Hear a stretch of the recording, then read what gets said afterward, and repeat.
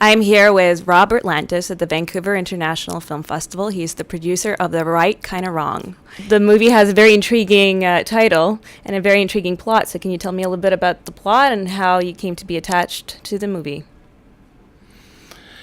Well, The Right Kinda Wrong sums up sort of the central character of this film. And also and his character is the reason why I was attracted to the story. This is about a failed writer who is now a dishwasher, but he has no chip on his shoulders about that. In fact, he's sort of completely oblivious to social convention of any kind. And precisely because of that, he also is utterly fearless about going on an impossible romantic mission in the pursuit of the love of his life, who he just happens to meet at her wedding to someone else. And he is so clearly wrong for the girl he's pursuing. And yet, as it turns out, he's the right kind of wrong. So that, what attracted me to this was, I read a novel called Sex and Sunsets many years ago. It's the novel on which this movie is based. And it was this character and his kind of fearlessness in the face of impossible romance.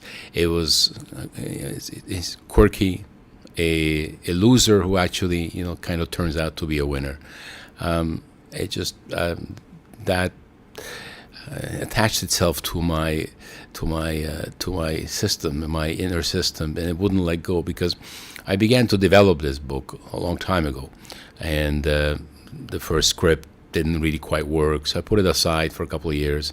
But something made me come back to it. Another script also didn't quite work, and this kind of cycle repeated itself until finally, and I still kept coming back to it, and finally a young writer called Megan Martin wrote a script that did work, and so that's how the movie came to be. It seems like it's a common thing that sometimes, you really need the right writer for the project to come along, right? The right writer is exactly sort of the answer. Sort of, it's that's the foundation for all film, every film. Jeremiah Chechik, who directed the film, and he and I went to McGill together and have known each other since university. He read the novel at the same time I did many years ago, and then he and we were both attracted by the same thing. But ultimately, it was the writer who had to find a cinematic language with which to tell this story and make it flow. Well, what I noticed in a lot of your films is that you have, predominantly, a lot of them are Canadian. However, they really translate across, so worldwide and into the U.S. Is this something, when you're deciding which project you're going to take on, is this something that you really consider?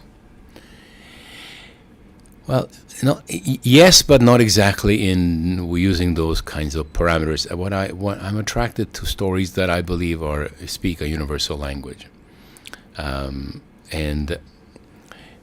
but I don't shy away from specific settings. Like my previous film, Barney's version, is very clearly set in Montreal, but speaks a universal language.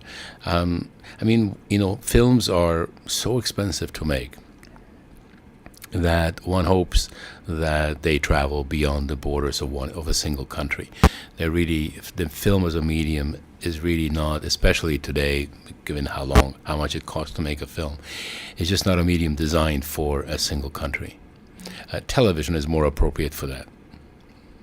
And in terms of Canadians are known to be quite funny, and there's a lot of comedians who come from Canada, and it seems like it's a unique almost sense of humor. Is there something that is uniquely Canadian about that kind of comedy? Where does that come from? I've wondered myself, how is it that we have become, for decades now, a kind of a farm system feeding comic talent to the sort of Hollywood movies and television shows, and why is it that so many of the top comedians come from Canada. I don't actually know the answer. I think maybe it's because we don't take ourselves as seriously as Americans do, and have an easier time mocking ourselves. I mean, really good comedy is all starts with that. Is being able to make fun of yourself, self-mockery, and that I think is something that is built into the Canadian psyche. So we're very self-effacing Canadians, Aren't we? We are, I guess. I think I don't think that's the full answer, but I think that's where it starts. Mm-hmm. And when, as a producer, especially in a comedy like this film, I know the movie premiered at the Toronto Film Festival. Do you sit in and you kind of see where people laugh, or do you just judge by the box office purely? Oh no, I judge by people. We have countless test screenings long before the film is finished, just to help us guide us in the editing process. And this film was no exception, especially in comedy. So we tested it several times in Los Angeles, in Toronto, in New York, just to see how different kind of demographics and from different cities would react, and carefully listen to the reactions and watch. And then so the Toronto premiere was the first time that the finished film was seen by an audience. And it was one of those sort of perfect screenings. I hope every screening this film has is like that, because it was 2,000 people enjoying themselves immensely and then giving us a standing ovation at the end. So speaking of perfect screenings, when is the film opening, and what's sort of the future of the film? October 11 in every town in Canada. Great. Well, thank you so much for joining us. Thank you. Thank you. I look forward to seeing the film.